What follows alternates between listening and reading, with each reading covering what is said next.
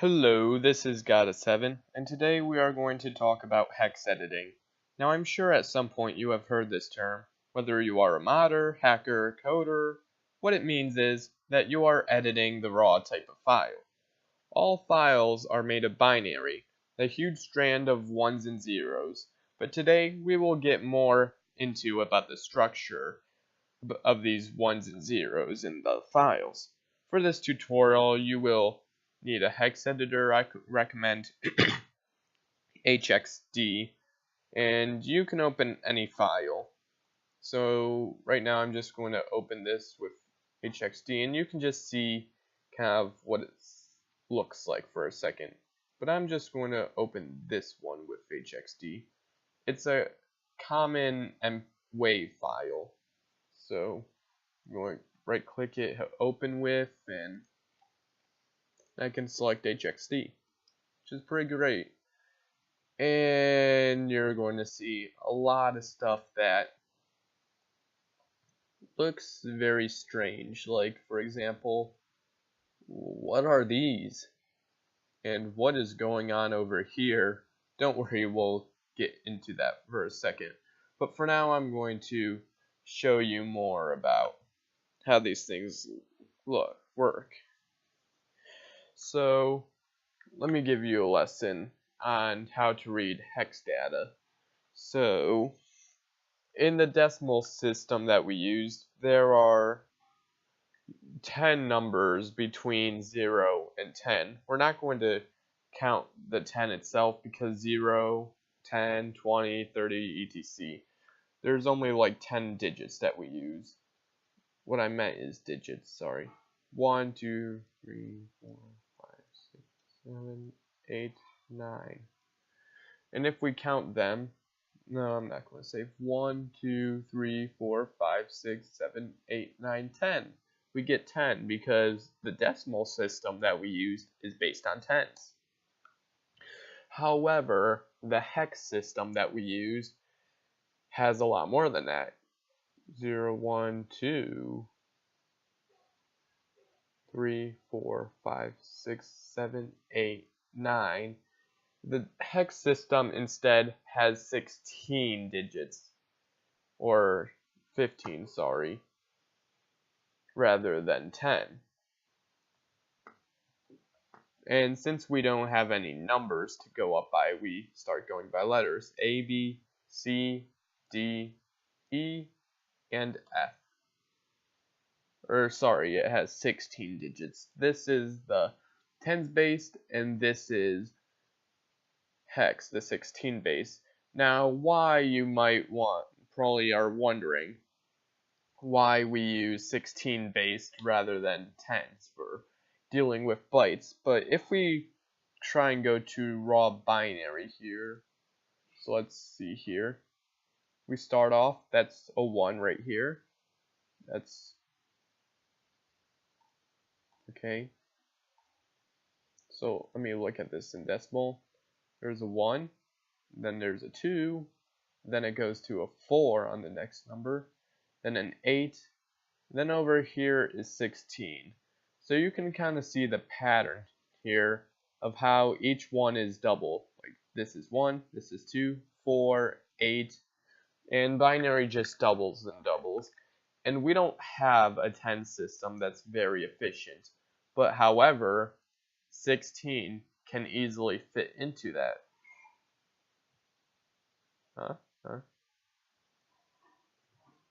And of course, like this would be the value of 10 in hex. Now this can look at decimal. We might look at this as, oh, this is the number 10. But if we add this, this signifies that's a hex number. And in fact, instead of reading it as 10, we would instead read it as the 16, as we saw there. So now let's get into how to read these numbers. So if I give you a decimal number, let's say 56, or like, okay, that's just 56. But how did you get 56? Well, we know that by nature that's 56, but if you want to really explain how you get it, it would be 10 times 5 plus 6. Since there are 10 digits here, you would multiply by that, and then you would add the 6.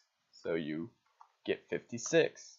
Alright, so we can do that with decimal. Now, how do we convert a hexadecimal number?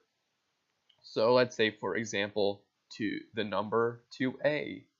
Let's put 0x there to signify that it's hex.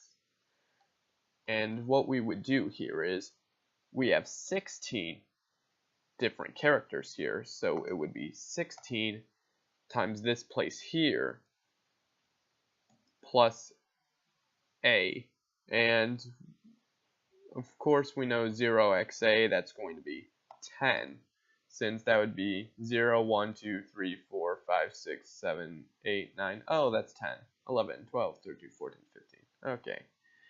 So when we get this, we get 32 plus 10 is 42. And let's go in Windows Calculator. If we type in hex 2a, we can see that in decimal we get the correct number of 42. And that's great and all, but how do we get a decimal to hex? Let's say we want to get the number 56 to decimal. Okay, so we have that 56 number from earlier, so what do? Well, we're going to divide that by 16. So 56 divided by 16.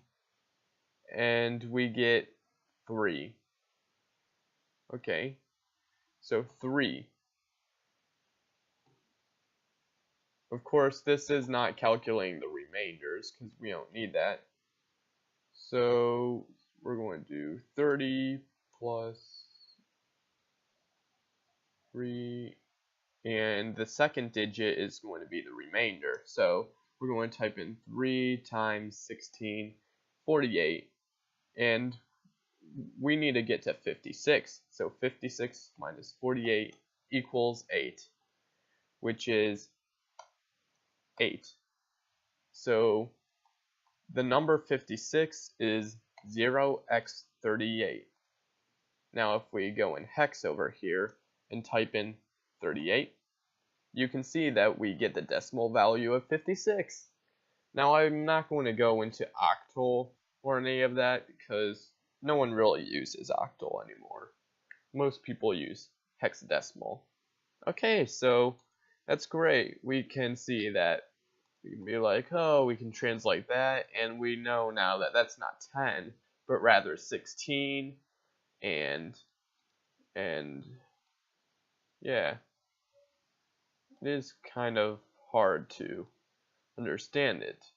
Now, eventually you'll naturally be able to read hex if you use it a lot, and I recommend that you do learn it, but if you really need to, you can change it to something you're more comfortable with, like decimal, although these are just for the offsets. If the offsets confuse you, you can always use decimal-based offsets. Now let's talk about bytes. This right here is a byte. You can have a value from 00 all the way to FF. And whether or not you do the calculations or use Windows Calculator in programmer mode, which I do, you can, if I go in hex and type in FF, you can see that's 255. And you may also recall, I kind of remember some of the limits of the game or etc.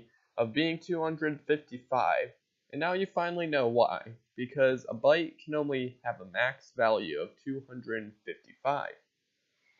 But what we call that byte is, some people call it a byte, but you can also call it an unsigned integer 8, or for short, a U8.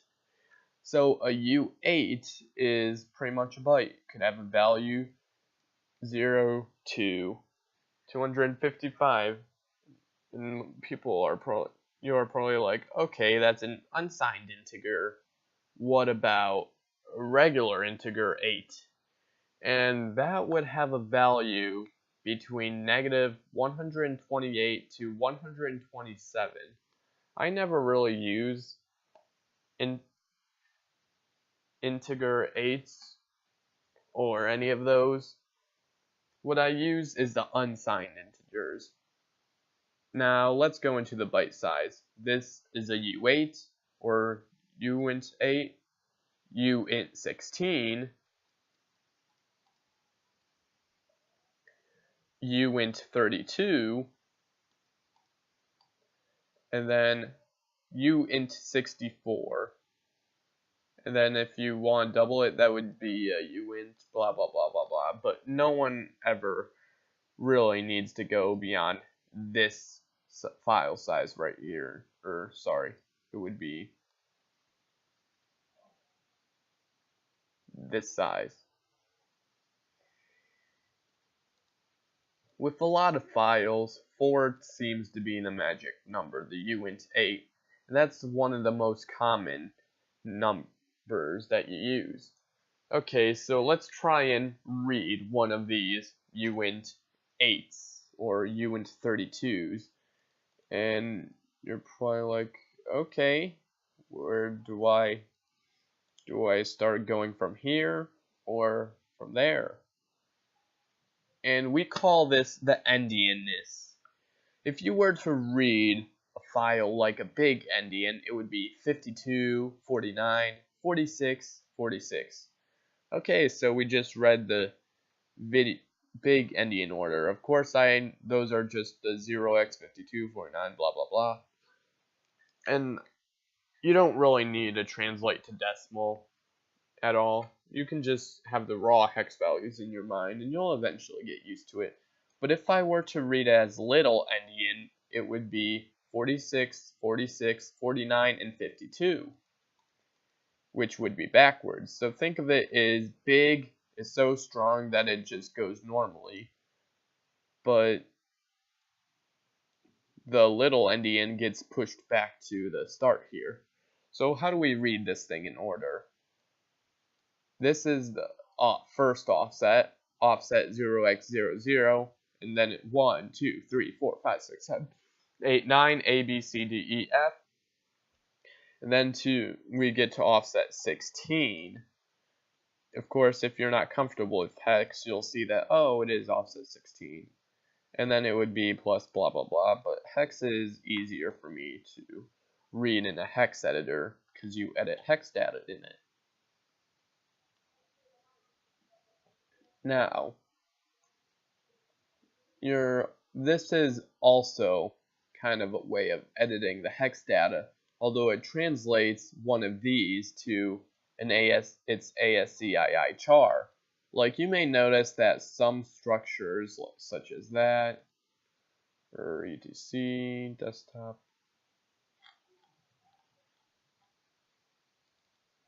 all seem to have something like that. That's just kind of a bunch of letters. And that's called the magic header. And these help tell programs what kind of file they're opening. And so these are mainly used to say by a program whether or not you open the right kind of file. And they usually end in the corresponding extension for it.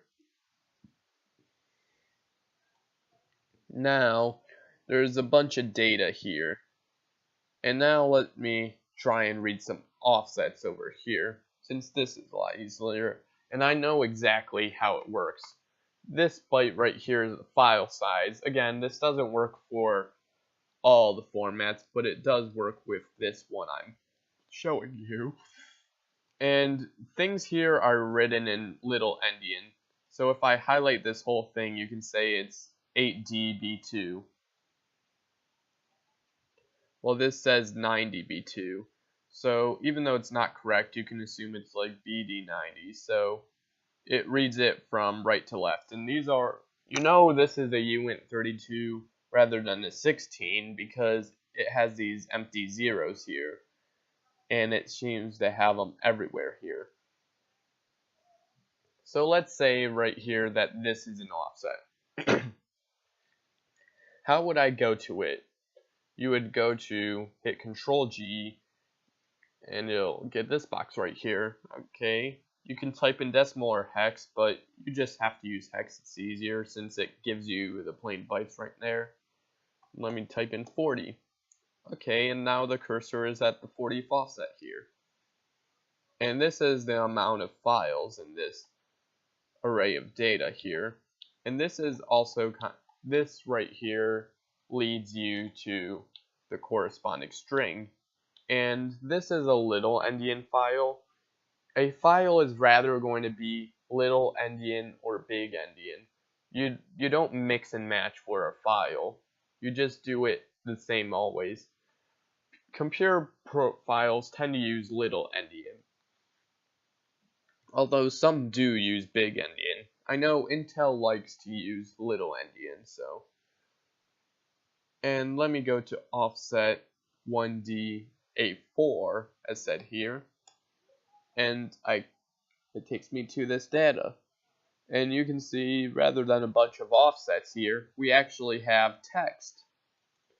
And funny thing actually, if we open a random text document, such as, let me find a random text file, like warpnotes.txt, and let me just open this with Hex Workshop for simplicity. I tend to use mix and match. Like, the benefits of Hex Workshop is, it's very good for quickly reading things, like it tell you some things here. And you can also change the endianness to whatever you want. That's big endian and little endian. It'll tell you all the numbers here. It'll read it for you. Like right now it's reading for me everything about this first 4 for the uint 32. It's telling me the number, which is a pretty big number. You can see that a text file is mostly text and spaces and things that tell the program that there's a new line. So these types of files are not really that interesting because they store data pretty simplistically. Unlike this wave file earlier, which is a bit more trickier to see how this translates to sound, but it does. Anyways, let's go into editing data. Let's say I just want to make a new file. I can just start, blah, blah, blah. If you have an option that comes up with file size, you can ignore it. Now I can start typing a bunch of hex digits, or I can actually start typing here. I can be like, file. Then I can start typing a file size, FF. If you see something like this, that usually refers to something that is blank. Because people tend to use something that's like this because they will never use a number like that because it is way too big. Because if we actually look in the calculator and see how big of a number that is, 1, 2, 3, 4, it is a massive number. And you'll never need a number that big. So that's why, but you may need to use 0, so that's why people like to use this to signify that there's no data. Now if you hit the insert key, you'll start, if I copy these bytes, paste it, it'll insert it. But if I hit the insert again, no, it still does that. So never mind that.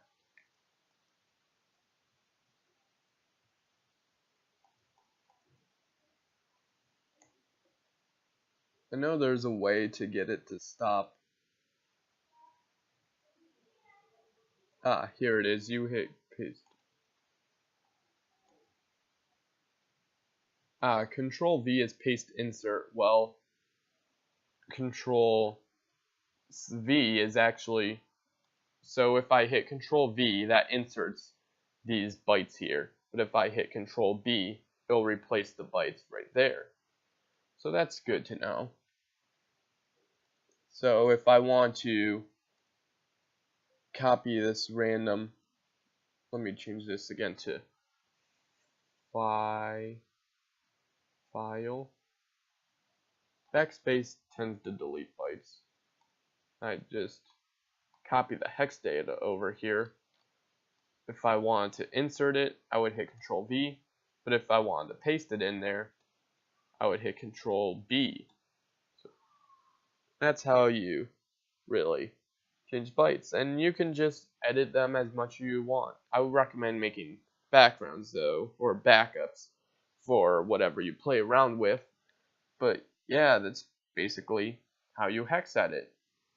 Hope you enjoyed this tutorial, and I'll see you all later.